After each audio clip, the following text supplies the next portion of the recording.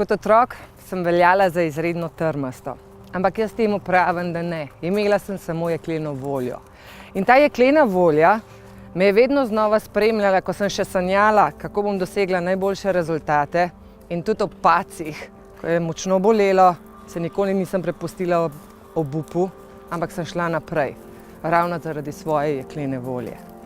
In zgodil se je Vancouver, tiste srečne olimpijske igre, ko sem z zlomljenimi rebri tekla proti svoji medalji. In edina misel me je držala po koncu. Zmoreš, ker imaš jekleno voljo. Nihče ti ne more dati v življenju zagotovila, da boš postal zmagovalec ali pa da boš kdaj sploh zmagal v življenju. Vendar lahko se edino zaneseš na svojo jekleno voljo. In ta jeklena volja ti je edino zagotovilo, da boš dan za dnem se trudil postati boljši in popolnejši.